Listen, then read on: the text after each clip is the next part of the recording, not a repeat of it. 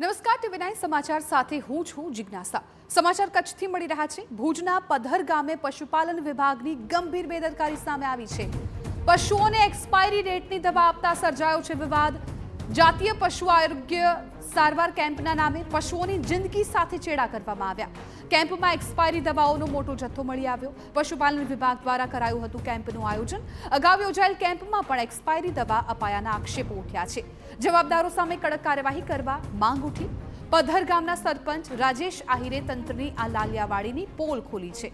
તેમનો આક્ષેપ છે કે અગાઉ યોજાયેલ કેમ્પમાં પણ આ જ રીતે એક્સપાયરી ડેટની દવા અપાઈ હતી, જેની એક જાગૃત પશુપાલકે નોંધ લીધી, પરંતુ એ સમયે કોઈ પુરાવા ન હતા। આ વખતે જ્યારે કેમ્પ યોજાયો ત્યારે ફરી આવી જ લાલિયાવાડી સામે આવી છે। એટલું જ નહીં, કેમ્પમાં પહોંચેલા ઉચ્ચ અધિકારીએ એવું જણાવ્યું હતું કે આ જથ્થો તો વિભાગ દ્વારા ફાળવવામાં જ નથી આવ્યો। ત્યારે આ ઘટના અનેક સવાલો ઊભા કરી રહી છે।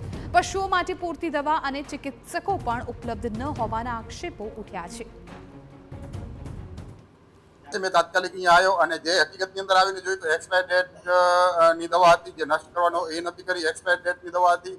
અને આ કેમ્પ પીઆઈ દ્વારા ચાલુ કરવામાં આવ્યો હતો, જે હકીકતની અંદર એ સક્ષમ છે જ નહીં, એનું કામ જ પ્રચાર પ્રસાર કરવાનું છે, એના દ્વારા અહીંયા કેમ્પ ચાલુ કરવામાં આવ્યો હતો। એ સાહેબ અહીંયા આવતા એને દૂધનું દૂધ ને પાણીનું પાણી કરી રાખ્યું, પોતે ખુદ આવીને કીધું કે આ દવાઓ અમે ફાળવેલી નથી આ કેમ્પ માટે।